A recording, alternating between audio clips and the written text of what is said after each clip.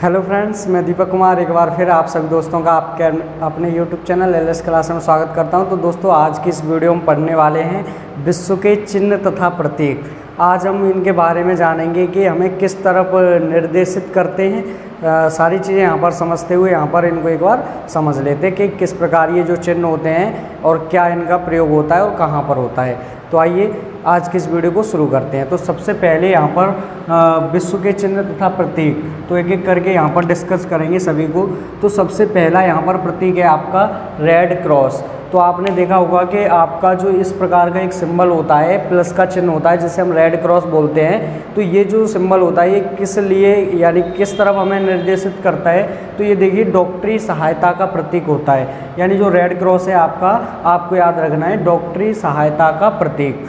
जैसे कि आप देखते होंगे एम्बुलेंस पे आपका ये रेड क्रॉस पाया जाता है, या फिर कोई भी आपका कोई चिकित्सक हो उसकी बाइक या जो भी उसके पास साधन होता है, वाहन होता है, उस पे आपने देखा होगा रेड क्रॉस का सिंबल होता है। तो इसका मतलब ये किसका प्रतीक हो जाता है? डॉक्टरी सहायता का प्रतीक। अगला है आपका लाल प्रकाश। तो लाल प्रकाश के बारे में सभी जानते होंगे कि लाल प्रकाश आपका खतरे का या फिर यातायात रोकने का प्रतीक होता है। तो जब भी हम कभी ट्रैवल कर रहे होते हैं तो हम देखते हैं कि वहाँ पर सिग्नल लगे हुए होते हैं, वहाँ पर रेड प्रकाश होता है और आपका ग्रीन। तो ग्रीन और रेड होता है, तो जब रेड जलता है तो वहाँ से हम समझते हैं कि यातायात रोका जा रहा है। तो उससे आपको याद रखना है कि रेड प्रकाश जो होता है या लाल प्रकाश आपका खतरे या यातायात रोकने का प्रतीक, यानी ये खतरे का भी प्रतीक है और यातायात रोकने का भी प्रतीक होता है। तो देखिए, आइए अगला आपका हरा प्रकाश। जैसा कि आप सिग्नल पे देखते होंगे, तो हरा प्रकाश जो होता है वो हमें किस तरफ निर्देशित करता है, तो आप देख पा रहे हैं यहाँ पर कि रास्ता साफ होने का प्रतीक। तो जैसे ही हमारा हरा प्रकाश जलता है तो हम समझ जाते हैं कि जो हमारा है ना रास्ता साफ हो चुका है, तो हम अपनी आगे यात्रा को आगे की तरफ लेके चलते हैं। देखिए अगला प्रकाश है आपको सफ़ेद झंडा। तो आप देख रहे होंगे कि सफ़ेद झंडा, यानी अगर सफ़ेद झंडा लेके आपको लोग दिखे तो आप वहाँ से क्या समझ पाएंगे कि आत्मसमर्पण, या तो किसी पे आत्मसमर्पण है या फिर संधि का प्रतीक है, या फिर आप कह सकते हैं कि वहाँ पर क्या हो रहा है कि संधि का प्रतीक है। उसके बाद देखिए अगला देखें आप पीला झंडा। तो देखिए पीला झंडा जो होता है वो यहाँ पर देख रहे हैं कि संक्रामक रोग से पीड़ित को ले जाने वाले वाहन पर। तो देखिए जब भी कोई आपके पेशेंट इस प्रकार के होते हैं जो संक्रामक रोग से पीड़ित होते हैं, तो उनको ले जाने वाला जो वाहन होता है उस वाहन पे लगाया जाता है पीला झंडा। तो हम पीला झंडा देख के समझ सकते हैं कि उसमें कैसा व्यक्ति जा रहा होगा जो संक्रामक रोग से पीड़ित है। तो देखिए आइए अगला आपका काला झंडा। यानी आप अगर देख रहे हैं कि कहीं पर भी काला झंडा देख रहे हैं तो वहाँ पर आप उस झंडे को देख के समझ सकते हैं कि वहाँ पर जो लोग हैं जो आपका काला झंडा लिए हुए हैं वो आपका क्या है, विरोध कर रहे हैं किसी भी चीज़ का। तो यहाँ से आप समझ सकते हैं कि जो काला झंडा होता है वो किसका प्रतीक होगा, तो विरोध का प्रतीक होता है। आइए अगला झंडा है आपका क्या है, उल्टा झंडा।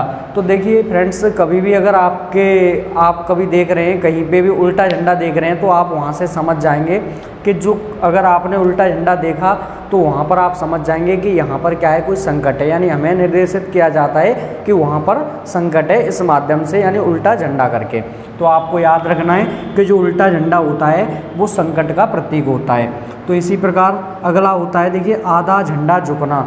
आधा झंडा झुकना, तो यहाँ पर आप समझ सकते हैं ये राष्ट्रीय शोक का प्रतीक। तो राष्ट्रीय शोक कब मनाया जाता है? या राष्ट्रपति का निधन हो जाए या फिर प्रधानमंत्री का निधन हो जाए, चाहे वो पूर्व हो चाहे वो वर्तमान में हो। अगर मान लीजिए ऐसे कभी या फिर कोई शहीद हो जाता है तो वहाँ पर क्या होता है, राष्ट्रीय शोक मनाया जाता है। तो उस कंडीशन में झंडे को झुका के रखा जाता है। तो आपको याद रखना है उसके साथ ही कि जब आपके राष्ट्रपति या प्रधानमंत्री का निधन हो जाता है तो उस समय पर झंडे को कितने दिन तक, 14 दिन तक झुकाए रखा जाता है। और उस अगर मान लीजिए उससे पहले वाले यानी पूर्वों के निधन के लिए झंडे को 7 दिन के लिए झुकाया जाता है। तो आपको याद रखना है कि जो आधा झंडा झुकना, तो आधा झंडा झुकने का मतलब क्या होता है, राष्ट्रीय शोक का प्रतीक। तो जब भी आधा झंडा झुकाया जाएगा तो आप समझ जाएंगे कि राष्ट्रीय शोक का प्रतीक है। अगला देखिए सफ़ेद कबूतर। सफ़ेद कबूतर क्या होता है, तो आपको याद रखना है यहाँ से कि शांति का प्रतीक होता है सफ़ेद कबूतर। अगला प्रश्न है आपका देखिए चक्र। तो आपने देखा होगा कि चक्र जो होता है वो झंडे में चक्र होता है जिसमें आपकी 24 तीलियाँ होती हैं, और जो चक्र है वो अशोक के स्तंभ से लिया गया है। तो अगर बात करें कि चक्र है ये हमें किस तरफ निर्देशित करता है, तो यहाँ से हम देख रहे हैं कि प्रगति का प्रतीक। तो देखिए हमें जो चक्र होता है तो चक्र क्या करता है, आगे बढ़ने के लिए हमें प्रेरित करता है। तो इसलिए यहाँ पर जो चक्र है वो किसका प्रतीक है, तो प्रगति का प्रतीक है, यानी वो हमें क्या करता है, आगे बढ़ने के लिए प्रेरित करता है।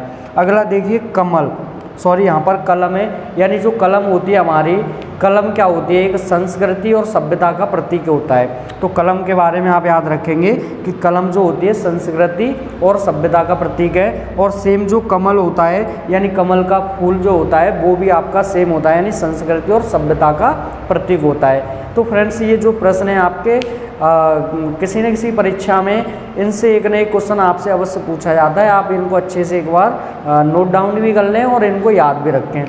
तो देखिए अगला है आपका लाल त्रिकोण, यानी कभी भी आपका इस प्रकार का एक सिंबल बना होता है लाल त्रिकोण का, तो वहाँ पे आप समझ सकते हैं वो किसका प्रतीक है, तो परिवार नियोजन का प्रतीक होता है। अब देखिए अगला है आपका बाहों पर काली पट्टी।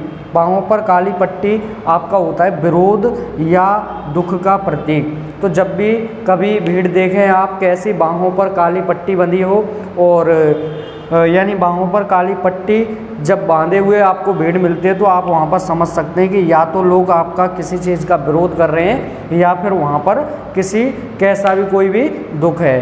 तो इससे आप समझ जाएंगे कि बाहों पर काली पट्टी का अर्थ क्या होता है, कि मतलब विरोध या इस प्रकार है कि आँखों से बांधे स्त्री, यानी आँखों से बांधे मतलब आँखों से पट्टी बांधे स्त्री, हाथ में तराजू।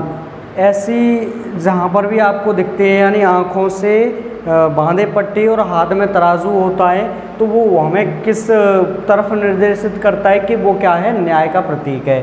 तो आपको याद रखना है कि आँखों से पट्टी बांधे स्त्री और हाथ में तराजू लिए, वो आपका हो जाएगा न्याय का प्रतीक। अगला प्रश्न है आपका कि दो हड्डियाँ एक दूसरे को काटती हुई और ऊपर के भाग में खोपड़ी, यानी आपकी देखिए कभी भी आपके इस प्रकार से दो हड्डियाँ हों, ये मान लो, और ये आपकी दो हड्डियां हैं एक दूसरे को कट कर रही हैं और ऊपर के भाग में इस प्रकार से खोपड़ी बनी होती है, तो ये जो होता है आपका किसका प्रतीक होगा, तो आपको याद रखना है कि ऊपर के भाग में खोपड़ी और दो हड्डियां एक दूसरे को काटती हुई, ये बिजली का खतरा, ये किसका प्रतीक होता है, बिजली के खतरे का प्रतीक। अब देखिए अगला प्रश्न है ओलिव जैतून की शाखा, तो ये भी आपका शांति का प्रतीक होगा।